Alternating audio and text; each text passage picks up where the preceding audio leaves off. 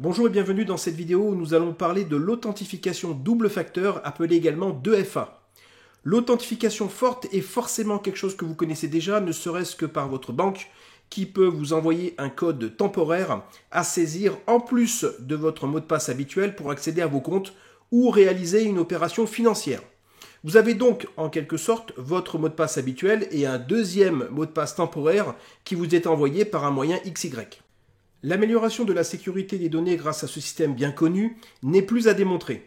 L'idée de cette vidéo est de voir comment nous l'avons adapté à nos deux solutions SaaS, à savoir Kaspersky Endpoint Security Cloud et Cloud Plus, incluant, ne l'oubliez pas, Kaspersky pour Office 365, ainsi que notre solution Security Center en mode hébergé appelé Cloud Console. On va voir que la mise en place de ce type de protection complémentaire ne prend que quelques minutes. Avant de commencer, il est important de comprendre que j'ai deux comptes email séparés pour les deux solutions que je vais aborder. Maintenant, bien sûr, si vous utilisez à la fois KSCCC et KES Cloud avec le même compte email, vous n'aurez qu'une manipulation à faire. De mon côté, j'utilise la solution Google depuis des années pour l'accès à mon NAS Synology, à des services financiers ou encore à mon compte email. Je ne vais donc pas déroger à la règle concernant la protection du compte Kaspersky. Vous pouvez cependant utiliser une autre solution comme celle de Microsoft ou rester sur une authentification par SMS. Personnellement, je trouve ça un peu moins pratique, notamment si vous n'avez pas de réseau pour recevoir le fameux SMS. Je vous laisse bien sûr partir sur le Play Store depuis votre smartphone pour télécharger l'authentificateur de Google et le configurer en le rattachant à votre compte email. Là-dessus, rien de spécial, je vais donc enchaîner. Et comme vous le voyez actuellement, je suis donc sur le site ksc.kaspersky.com pour accéder à mon Security Center en mode SaaS. Comme vous avez pu le voir, j'étais déjà connecté, donc je me suis bien sûr déconnecté. Et me voici sur l'écran intermédiaire qui se situe juste avant d'accéder à mon Security Center. Ici, je vais me diriger vers Administration des comptes, puis Vérification en deux étapes. Et je vais cliquer sur le bouton pour continuer. Je vais commencer par me réidentifier, puis je vais saisir mon numéro de téléphone. Attention au format international, c'est-à-dire plus 33 et sans le 0. Je ressaisis mon mot de passe maître une dernière fois. Et cette première étape d'authentification est terminée. Je peux tout à fait m'arrêter ici, mais ça voudrait dire qu'à chaque connexion, je devrais donc saisir un mot de passe temporaire qui me sera envoyé par SMS. Comme je vous l'ai dit, je préfère utiliser une solution logicielle. Je vais donc continuer en cliquant sur le bouton « Obtenir la clé secrète ». Après la ressaisie du mot de passe, il ne me reste plus qu'à partir sur l'application Android ou iOS installée sur une tablette ou un smartphone et à cliquer sur le petit plus pour scanner le code QR. Il suffit de rapprocher la caméra du code QR pour que ça se connecte en quelques instants avec l'application. Pour vérifier que tout fonctionne, on me demande d'ailleurs de saisir tout de suite le code temporaire.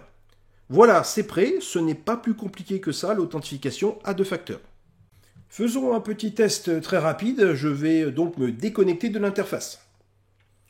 Je me retrouve sur l'écran d'accueil et je clique sur le bouton « Se connecter » comme d'habitude. Tout de suite, on me demande de saisir le fameux code temporaire. Un petit coup d'œil du côté de mon Google et je le rentre sans plus attendre.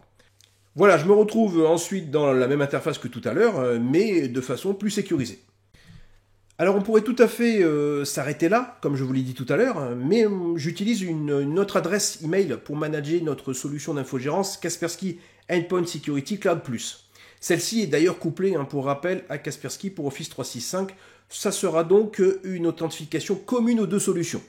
Je vais donc m'authentifier sur mon second compte. L'interface est bien sûr légèrement différente, mais le principe reste tout à fait le même.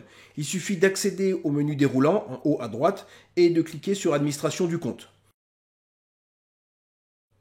On répète ensuite strictement la procédure que tout à l'heure, puisque finalement c'est la même.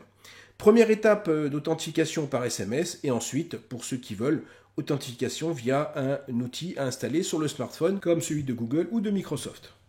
Attention, très important, je vous conseille d'installer Microsoft ou Google Authenticator au minimum sur 2 voire 3 smartphones ou tablettes. Pourquoi? Parce que tout simplement, si vous perdez votre téléphone, ça va être très compliqué de retrouver les accès. L'exportation ne prend que quelques secondes. Dans Google Authenticator, il vous suffit d'appuyer sur le bouton Exporter, puis de scanner le code QR sur un autre matériel, c'est-à-dire sur un autre smartphone ou une autre tablette. Si vous rajoutez plusieurs comptes à double authentification, au fur et à mesure de l'année par exemple, pensez donc à les exporter régulièrement car il n'y a pas de synchronisation en ligne. Voilà, c'est tout de mon côté. N'hésitez pas donc à déployer cette fonctionnalité très simple, très efficace et très sécurisante sur les produits Kaspersky. Comme d'habitude, je vous dis rendez-vous dans la prochaine vidéo et en attendant, n'hésitez pas à liker et à partager avec vos collaborateurs. Merci pour votre fidélité et à bientôt.